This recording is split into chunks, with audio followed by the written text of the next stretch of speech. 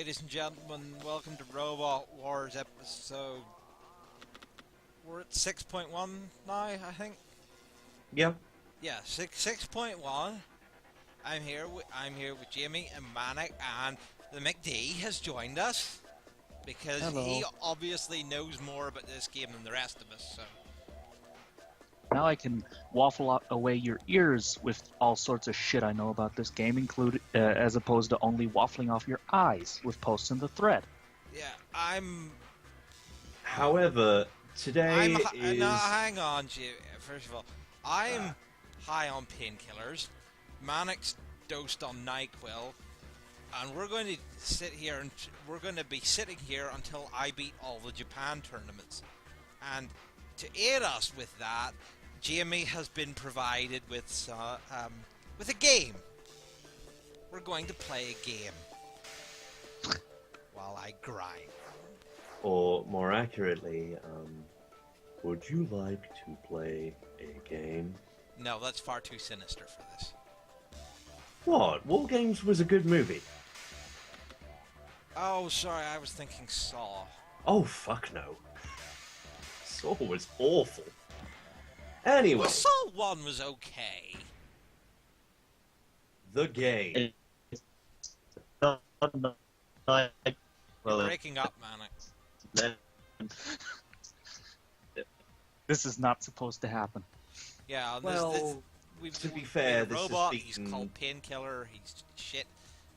Anyway, Yeah, to be fair, this has been the story of the Robot Wars LP, really. This wasn't supposed to happen. yeah. So, Jamie, you may commence. Yeah, You are not allowed to tell them the title of what yes, we're I reading. know.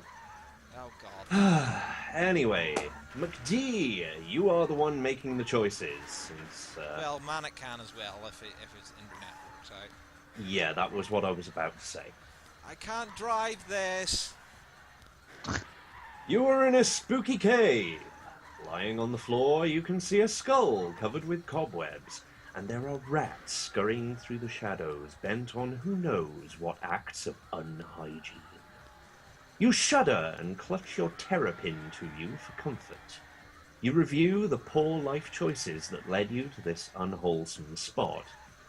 On a walking holiday in the hinterlands, you foolishly walked off the designated walking path and struck out on your own. In a deep, scary forest, you saw the cave entrance, and in a moment of rash curiosity, ventured in. Little did you suspect what was about to befall. Now, in your dismal predicament, you deplore the neglect and slovenliness around you, and prepare to leave. But just then there comes the faint sound of singing drifting out of the depths of the cavern. It seems somehow familiar. Curiously, you venture in that direction, descending deeper and deeper into the bowels of the earth as sinister stalactites drip around you and evil bats wheel overhead and shriek like your ex-wife when you had suggested playing certain harmless dressing-up games with her.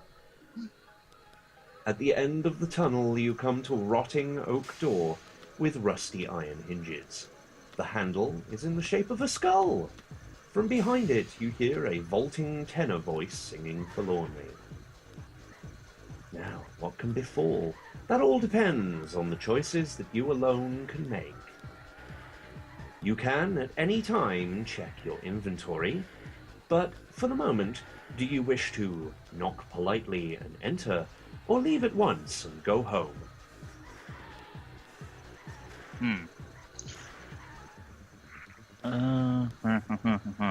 Okay. I guess I'm just going to try and leave because this does not sound good, but I'm probably going to get roped into going into there anyway, because that seems like this is the kind of thing we're going to be doing here. Check your inventory. Back home, safe and sound, in your snug living room in Dusseldorf, you toast your slippered feet in front of the fire and sigh contentedly. Yes, this was by far the most rational choice to make. And yet, as you politely concentrate on the presenters of Guten Abend Dusseldorf and idly crochet bed socks for your terrapin, you are stricken by an unaccountable feeling of regret as though you had perhaps missed out on something. Something wonderful.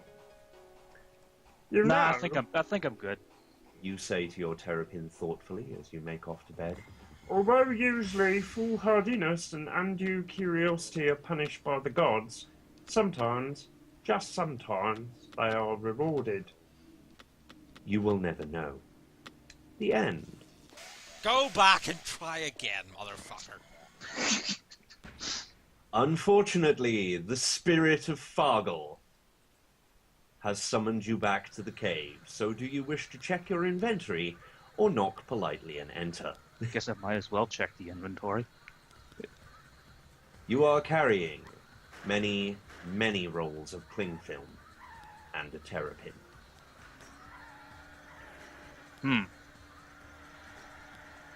Great.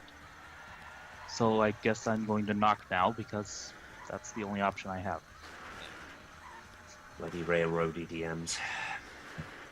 Manic, you are free to join in if your internet's back. I'm just listening, not doing rock boat.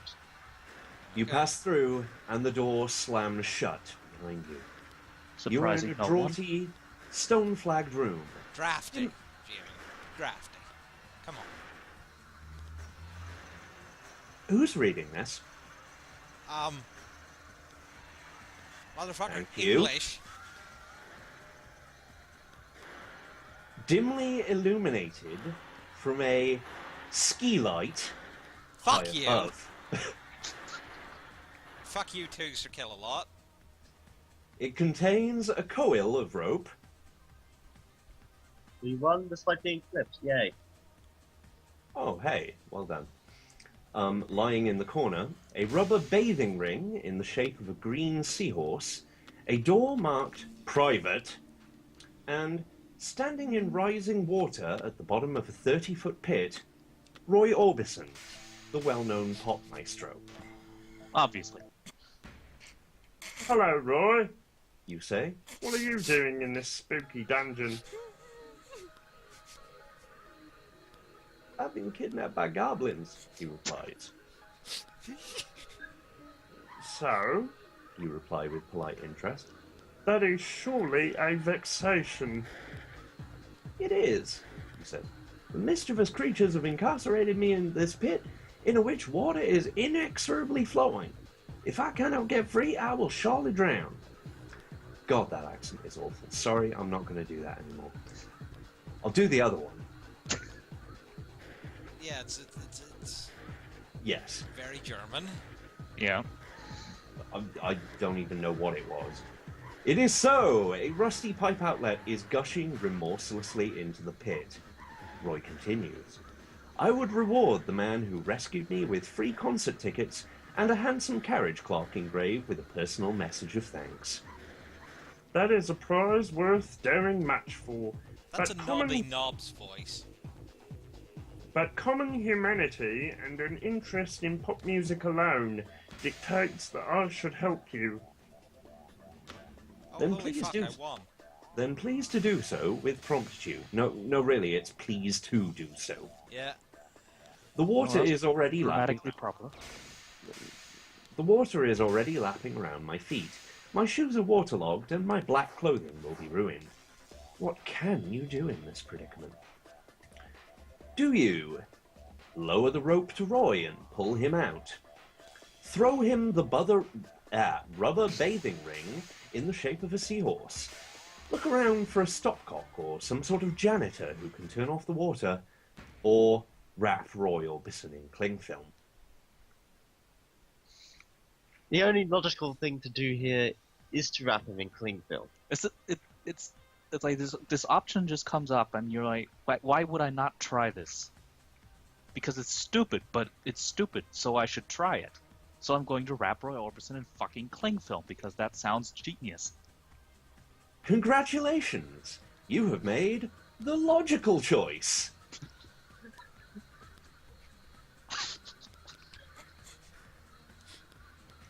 You bow and say, May I join you in your pit, Roy? I believe I have formulated a plan. pleased to do so, says Roy. You lower yourself from the edge of the pit and drop down into the water with a splash. As fortune has it, I happen to have brought a roll of cling film or so on this adventure. You say. My plan involves it. Behind his trademark dark glasses, Roy raises an eyebrow. I cannot possibly imagine how you intend to employ it. It is my proposal, Roy, to wrap you in cling film, thereby protecting you from the ravages of the water. Such a good idea has the irresistible force of destiny itself, says Roy. Proceed to implement it. At once. You start from the feet and work your way up. I start from the feet and work my way up. That is, you do, for you are the hero. It is hard to wrap his feet when they are underwater, so you have Roy stand on one leg at a time and raise the other out of the water and wrap them individually.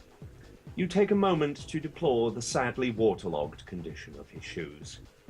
When you reach the waist, which is above the waterline, you proceed to wrap normally, but you do not do it very tight, but rather in a baggy and loose-fitting way for reasons which will soon become apparent, but completely watertight. God, that's a terrible sentence. Soon, Roy Orbison is completely waterproofed in cling film. Your eyes roll right around in your head like fruit machine reels. Wonderful metaphor. Yeah. You are completely wrapped in blub, blub. You say. For by this point, the rising water has reached your mouth. I was going to mention that as a potential problem. Standing on tiptoe, you strain up and take a last gulp of air, and then wait for your plan to proceed. As you have taken great care to trap lots of air bubbles inside Roy's cling film coating, he has no difficulty in breathing. More, they naturally float him to the surface of the water, and holding on, you are pulled up the pit with him. As the water fills the room, the two of you float up to the skylight. It is made of glass behind wide-set iron bars. You smash the glass of it with your fist, taking care to wrap your hand in your coat first so that you do not cut yourself. Then wriggle through the bars of it and are free! Quickly you pull Roy through after you. You collapse to the floor of a torchlit corridor above, taking great gulps of air and admiring your work. You have wrapped Roy in cling film, and of course saved his life. With a start, you remember that Roy's cling film cocoon is airtight. Do you release him immediately, or leave him wrapped in a shimmery, translucent loveliness for a minute, but make topical small talk so as not to make things unpleasant for him? Huh. So, let's see, the last time I took the absolutely really stupid sounding thing, and it worked. So I'm just going to take the thing that doesn't sound like the thing I should do, and I'll just leave him there and see what happens. You admire Roy in all his plastic-coated scrumptiousness, pacing all around him and mewing softly with pleasure at your favorite bits. Scrumptiousness? Apparently. He's not fucking delicious. I'm not going to eat him. Okay, Margot, Jeremy, I'm gonna stop you there. Where the snake did you find this? michaelkelly.artofeurope.com/carl.html. Not even a joke. So as not to make it unpleasant for him, you contrive to make small talk, telling him about your drive to the hinterlands and the efficiency or otherwise of the service stations you've stopped at, while Roy makes faint noises of interest. After a while, you notice Roy has started to turn blue. Do you release him from the cling film at once, or make a little air hole somewhere that won't show and leave him wrapped in cling film for a bit? I'm suspecting that it's going to end up turning out that having him continually wrapped in cling film is going to be good at some point in time, or at least maybe that's what my point and click adventure or text adventure senses tell me. So I'm just going to make an air hole. Okay. You continue to admire Roy Orbison. He is completely wrapped in cling film, every part of him. You emit a sigh of unfathomable content. This is a sight for sore eyes that could put the makers of soothing eye lotion out of business could it be broadcast worldwide. Time passes. Do you want to release him from the cling film yet? Why? No, Really? I won't. What is the hurry? People nowadays are always in such a rush. While there is much to be said for efficiency, it is a poor thing if a man cannot take a moment to admire an unparalleled phenomenon, such as a black-clad pop maestro completely cocooned in cling film. You snort and whinny and rub your cheek against his flank. Time passes. How much? Who can say? An hour, a day, a lustrum, a lifetime? It feels like an eye blink. Do you wish to release him from the cling film now? I'm just game to see how long I can keep this going. So, no. I'm just game to see how deep into the forest this goes.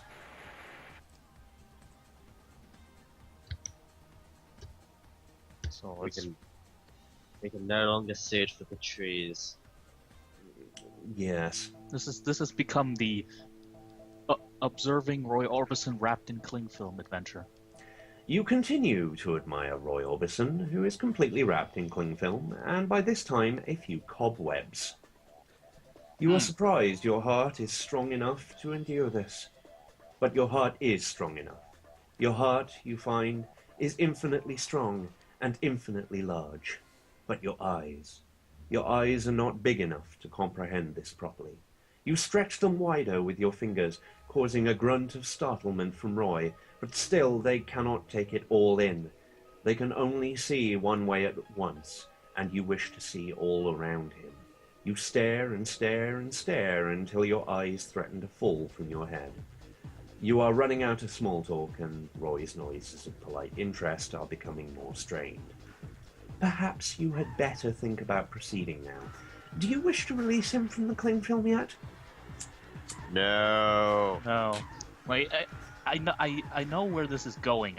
This is going to end up as a game over in some way. And I'm going to die from having wanted to observe him in such an encompassing way that I just have to, that in the end I'm going to have to kill myself, because only in death can I truly observe the form or whatever this is going to end up being. So let's just keep going. Still, you admire Roy Orbison wrapped in cling film.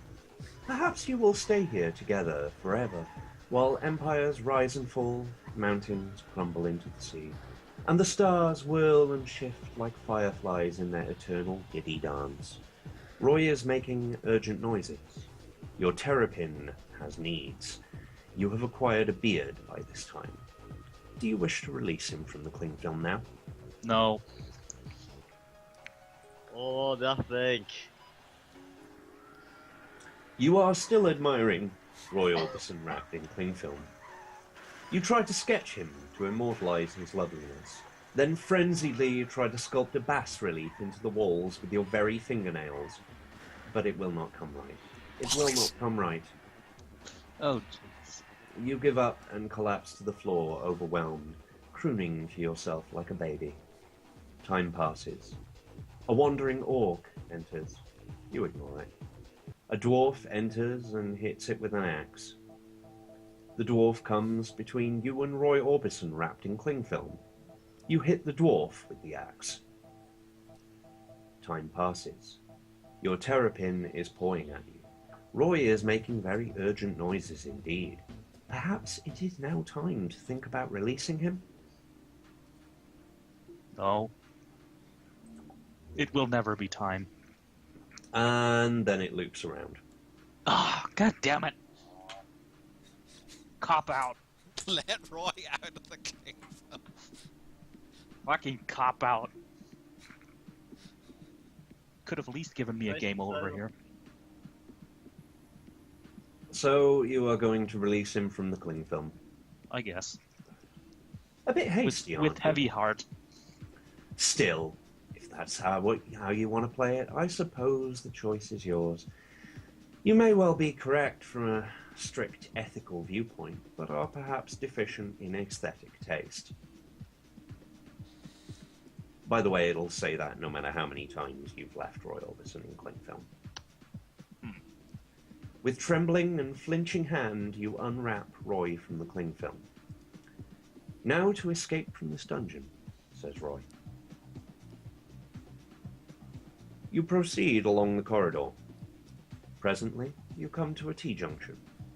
You see a rotted old signpost inscribed in a Gothic and scary font nailed on the wall in front of you in a careless and slipshod manner. The arrow pointing to the right is labelled, "This way, out of the dungeon," while that pointing to the left says, "This way to certain death." How do you wish to proceed?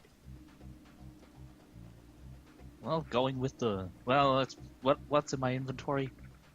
Just for the hell of it. Unfortunately, it doesn't let you check your inventory anymore. Well, Apparently, fuck you your too, therapy.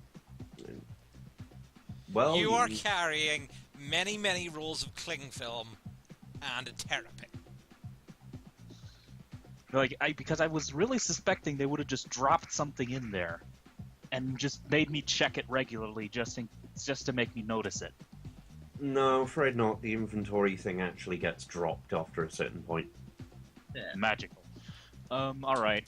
To certain death it is, because making stupid decisions seems to be working out for me so far. You traverse a corridor for some time, making topical small talk, so as to keep your spirits up. Presently, you come to a dank, shadowy room. As you enter, the door slams heavily shut behind you of its own accord, causing you to give a start and jump into Roy's arms. You apologize for the intrusion and get down.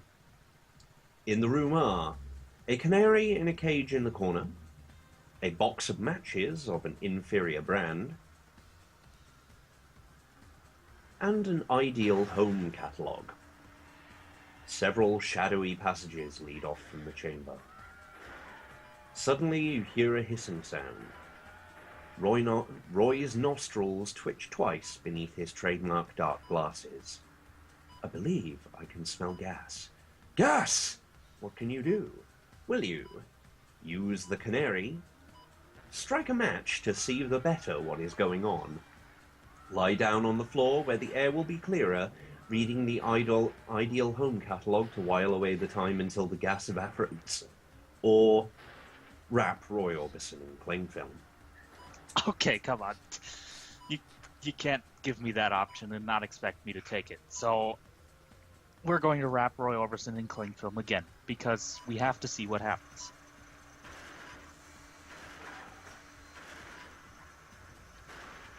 Wrap Roy Orbison in cling film, you say? An interesting choice. But was it the right one? Bite your nails with tension, and I will proceed to expound. Diffidently, you cough and say, Roy, it chances that I still have a certain amount of cling film in my inventory. How it would be if I was to wrap you up in it. what benefits could accrue from such a course of action? He can be a dourly utilitarian man at times. You refrain from pointing out that it would just be a very beautiful thing to do, and say, It would insulate you from the gas and thereby preserve your life. I am a clod and a dolt. You will commence to wrap me in cling film at once. You bow and set to work. You start at his shoes and work your way up. You wrap tightly and smugly, as before, taking care to trap pockets of air inside. Soon, Roy Orbison is completely wrapped in cling film. The short hairs on the back of your neck stand on end, the sign of the presence of poetry. You are completely wrapped in cling film. You report. Roy makes noises of approval and then adds a short coda that may be, "And you?" You hold up the empty cling film tube. If you will permit, Roy, I must borrow your air. Roy makes sounds that maybe I do not object, and you force yourself to tear a small hole in the cling film cocoon and insert the tube into it. By putting your mouth to it, taking care to give your terrapin a turn from time to time, you are enabled to share Roy's air supply. You are forced to stand very close to him and also to inhale the freshly laundered aroma of his trademark dark clothing. But there can be no objection in this situation. Presently, your nostrils tell you that the gas has dispersed, but to be on the safe side, you leave Roy wrapped in cling film for 15 or 16 hours longer. Congratulations! You have made the right choice and navigated this part of the dungeon successfully. You may proceed to the next level with your head held high. Is this just gonna be Roy obsessively cling film solves everything? So there's going to come a point when that option is available and it will be the wrong one and it will be horrible.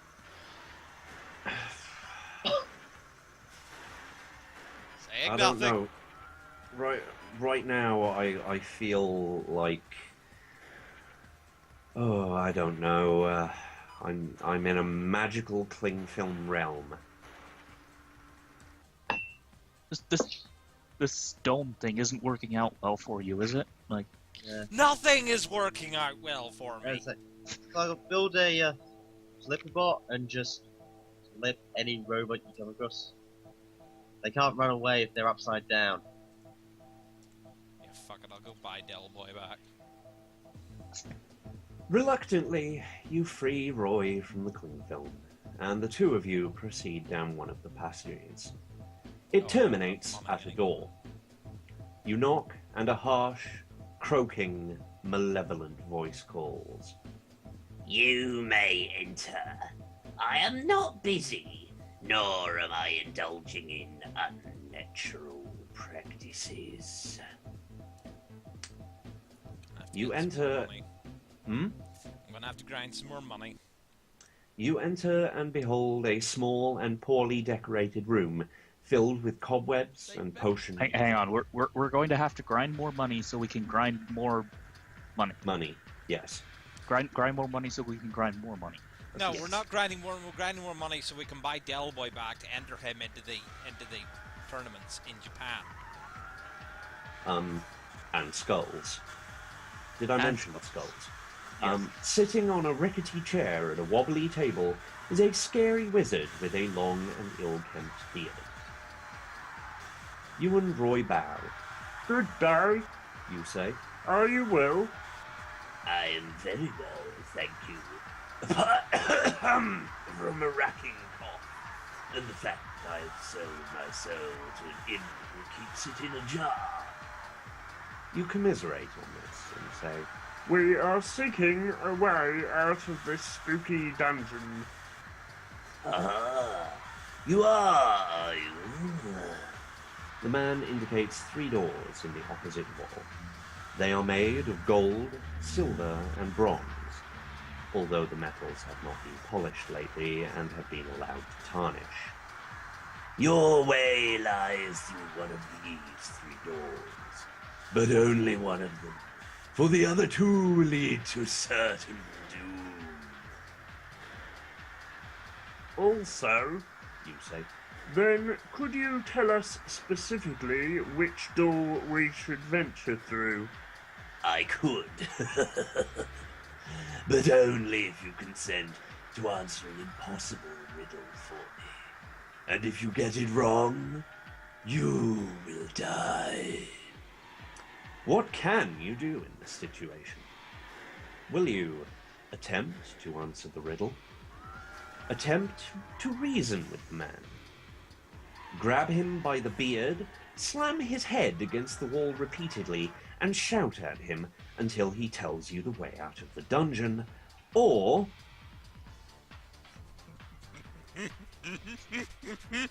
Wrap Roy Orbison in Clinkfield.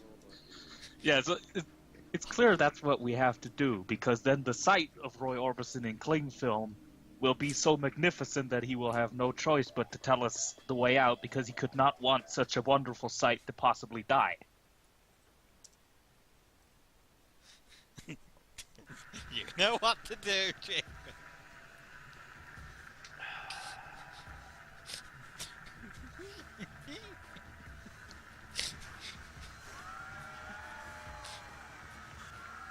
I'm surrounded by perverts.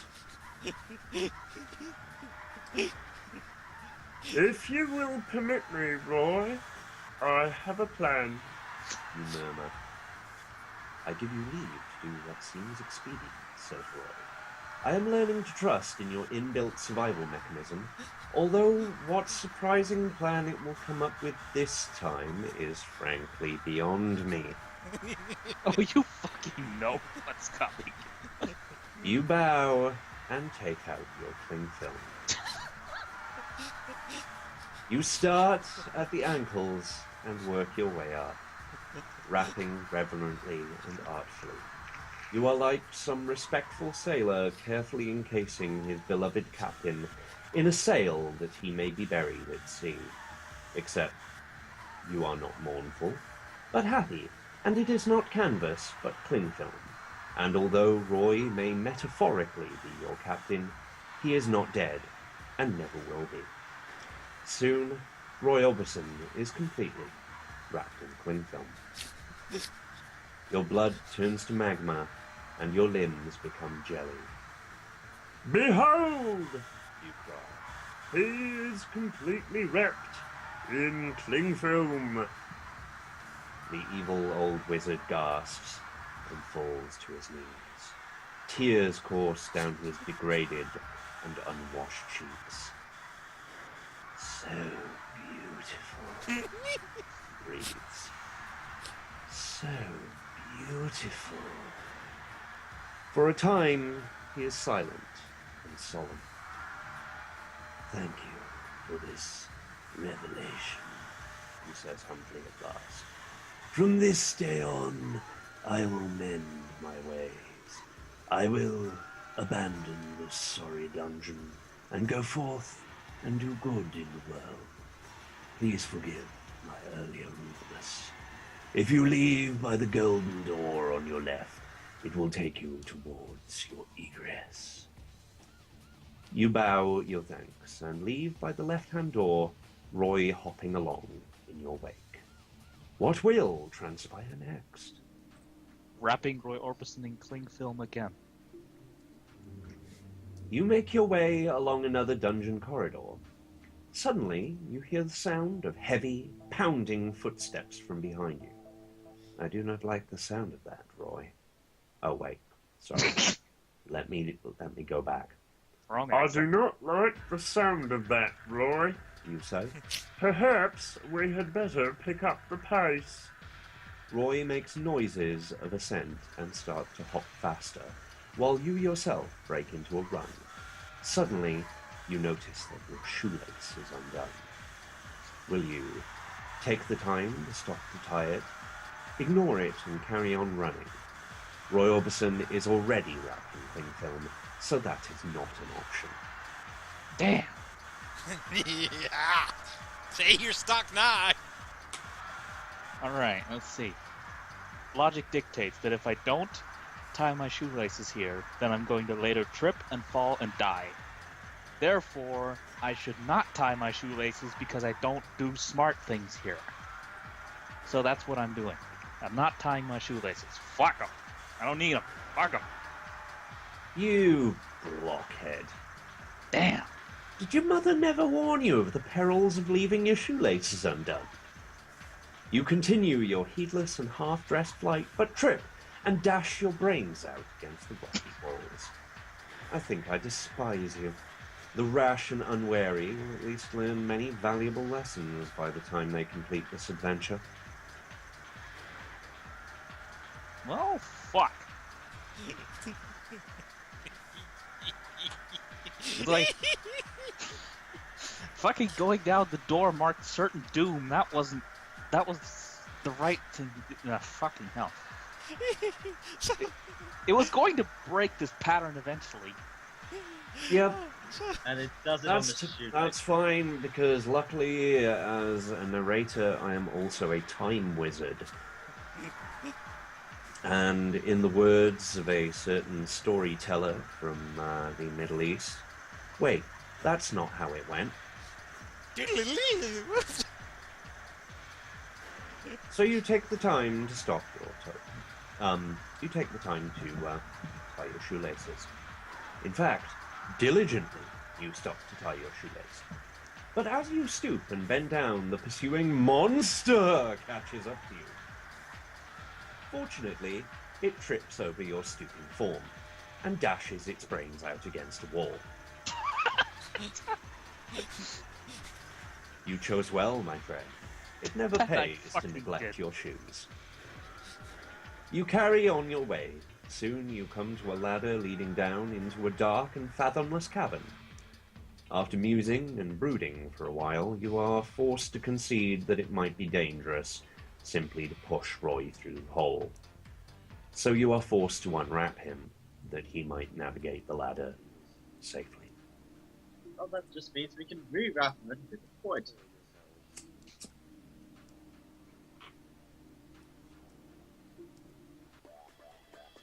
You proceed through the cavern, noticing in passing many bones and skulls lying untidily around. Presently, you espy some steps leading down. You descend and emerge into a large, high-vaulted chamber hewn from the rock. There is a dank and sinister underground lake in the middle of it. Flaming torches line the walls, and tied to a hook above one of them is the end of a rope. Diligent observation reveals that this connects to a raised portcullis on the other side of the room. Beyond which is an arched, sewer-like tunnel. There is a big pile of treasure scattered round the chamber. There is gold and jewels and chests stuffed with BMW shares.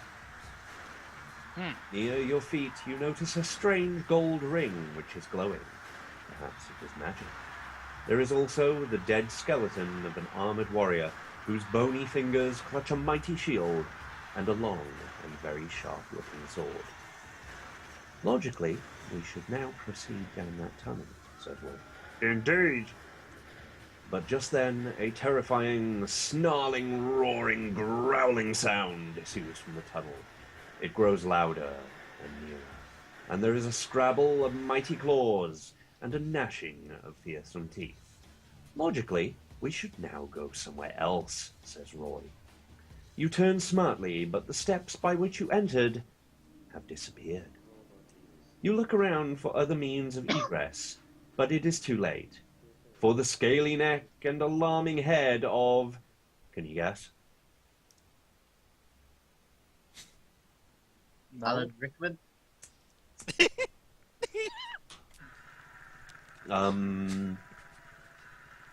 Close. A dragon Damn, hath thrust into the chamber. that was surprising. You gulp nervously and just manage to dive out of the way, as it breathes a mighty jet of fire at you. You are only singed, but a chest full of stocks and shares goes up in flame, and even some of the gold melts. What can you do in this extremity? Will you look around for a fire alarm, extinguisher, or bucket of sand and designated fire escape route?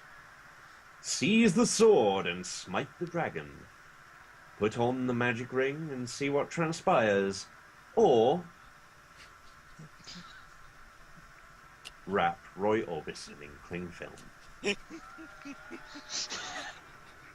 know, I You thought have to that, ask at this point. I thought the fire escape option also sounded nice because it would have maybe been interesting, but no, of course that was going to be an option. So yes, we're going to wrap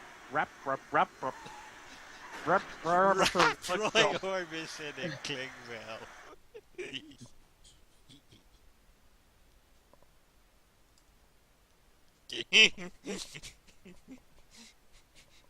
Excuse me, Roy. You cry. There is no time to explain, but I find I must wrap you in cling film again. You are an endless source of surprises, says Roy. One never knows what unpredictable scheme to expect next. But is this the moment for it? We may only have seconds of life remaining to us. And what better way to spend them? You mutter. If you do not object. I had no other plans, save to be burned by a dragon, says Roy Riley. Feel free to proceed. You bow and set to work. You start at the feet and work your way up. You must wrap very quickly, as the dragon is already inhaling, preparatory to letting loose another fiery blast. You run round and round and round him like a giddy child playing some madcap game. If high-speed cling film wrapping was a sport, you would win a gold medal. Although so far the Olympic Red Team have not replied to your letter. Soon, Roy Orbison is completely wrapped in cling film. You do a little tap dance and click your heels in midair for glee.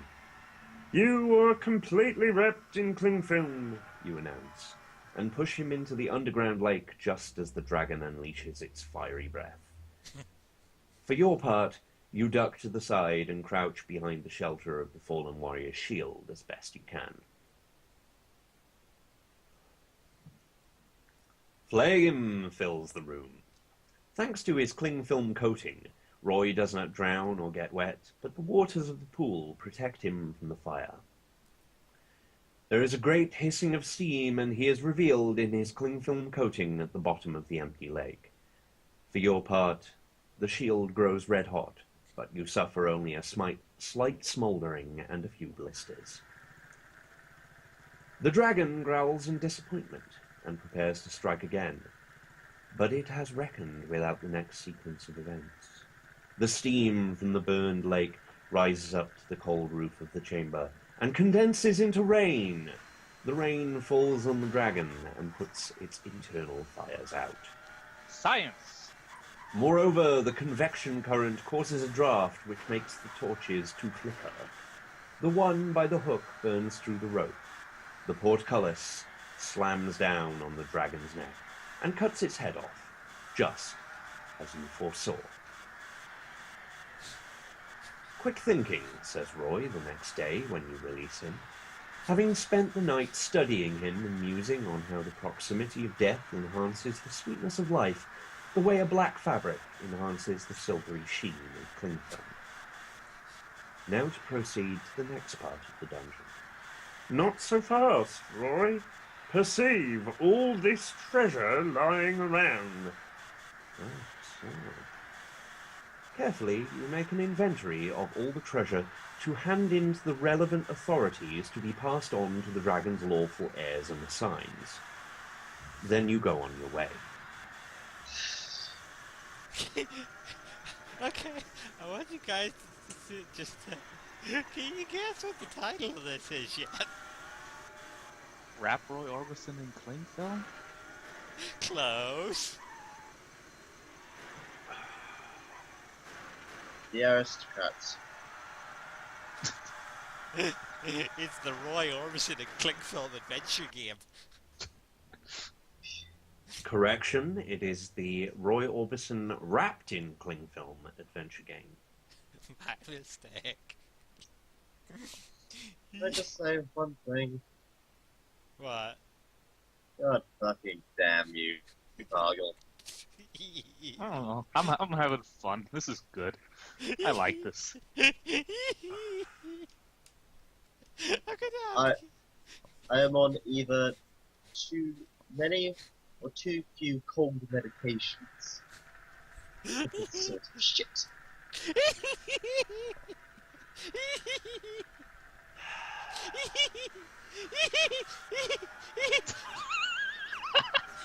God damn it!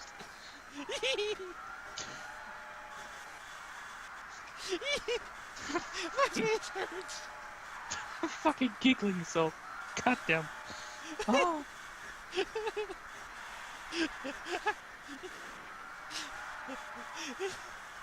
Bad for driving.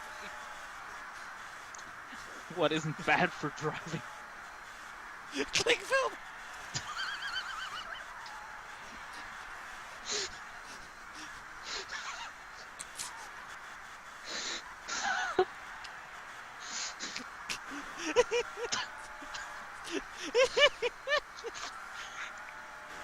I can hardly even see the fucking video. It's going at like fucking a frame every 2 seconds, and I don't give a shit. Oh. You're not missing much.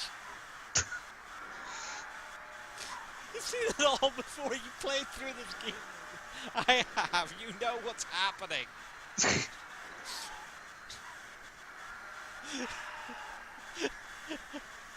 My face hurts. Well, God damn it, my throat. My head hurts and my face hurts and I'm happy. There's enough driving. What the fuck is going on? I'll tell you what's going on. Oh no. It's Klingo! It's going to get us! You raise the portcullis and squeeze past the dragon's corpse.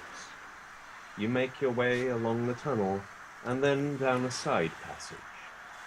Presently, you emerge into a room resembling a sinister temple. Chained to a pillar in the middle of the room is a sexy princess in a chainmail bikini. Fuck her. Like not that way, but we don't need her. We have Roy Orbison wrapped in cling film. No, What else we do you left need? Well, Roy I out was to catalog I the was treasure. going to read the rest, but since one of the choices is advise him to make his excuses and leave her chained up, Yeah, that's basically what it's gonna come down to. Read have- the choices. why they've made the choice. The other choice would be obviously take her with you. Nah. Carefully, you muse and say, Can we trust her, Roy? This may be a trap of some sort. Furthermore, she is undoubtedly a wanton dressed in skimpy chainmail like that. It is best not to get entangled. Indeed, says Roy. I would be ashamed to take her home to my mother looking like that. Furthermore, such attire is impractical and inappropriate for a draughty dungeon like this, and does not augur well for how she would clothe our children or just... Oh, dear. Oh, dear, oh, dear. I'm going to spoil it for you.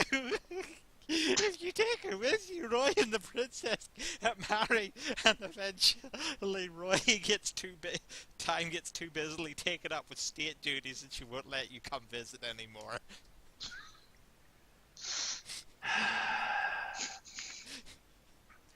So, just for the viewers' information, it is at this point that you get about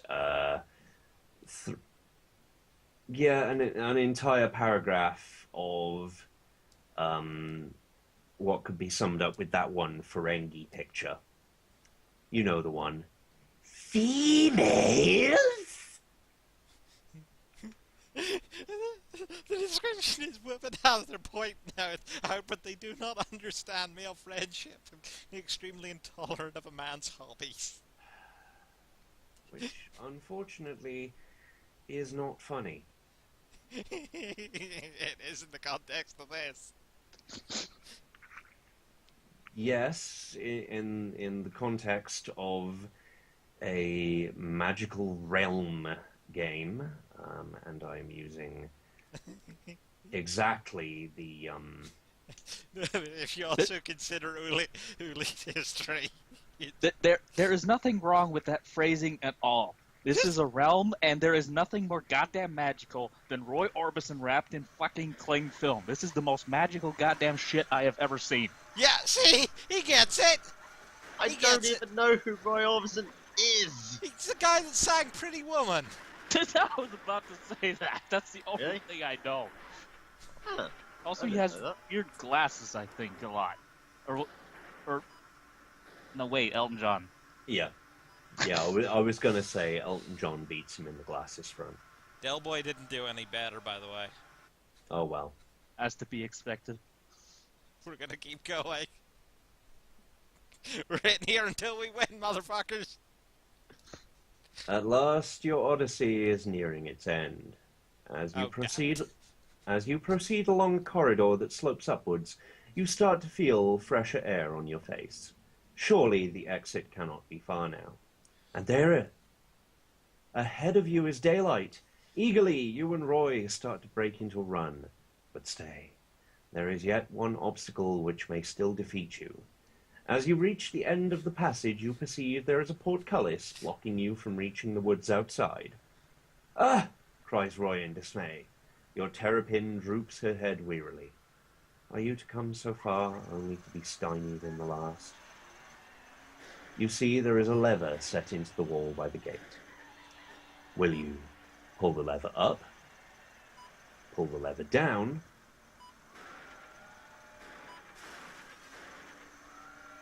Or I don't really need to mention the or, do I? By this point. I think we all know what the or is. We know what the or is, and we know what choice we're going to make. You know, there was really no need for this, but I do not find it in my heart to rebuke you. You start at the feet and work your way up. You rap both diligently and joyously. Soon, Roy Orbison is completely wrapped in cling film. Strength floods through your body, and you find you could fight through 10 more dungeons on his behalf. You are completely wrapped in cling film. You say, picking him up bodily and kicking the portcullis out the way. Daringly, you kiss him on the forehead as you stride forth to liberty. Mercy, cries Roy in surprise, and you carry him back to Dusseldorf. The end. Woo! We did it, and so how many tournaments have we won? One? Or... Wait. We won the Assault tournament and the Robot Wars Championship grinding for money, and we won the Japan tournament, surprisingly on our not too many tries with Painkiller. And then Painkiller 2 happened and didn't do much, and I've lost track. Well, it's hard not to, when compared to Roy Orbison wrapped in cling film. Yeah. Right, so, well, let's see if we can win this round, and this next round will be the end of the episode, I think, because it's... Well, I mean, we're only 1 hour and about 10 minutes in, I think, or, like... We've been recording for about an hour, so I think that'll be a good point to cut the episode.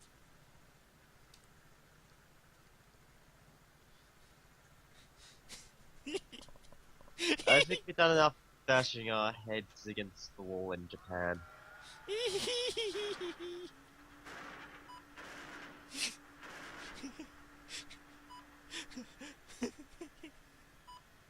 I think we spent more time bashing our heads against the walls with Dungeon and Roger.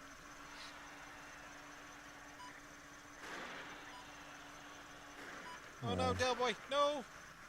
Come on, right yourself, come on. Come on, you can do it. Yeah, there we go. Ow! Ow! Fuck! Fucking marvelous.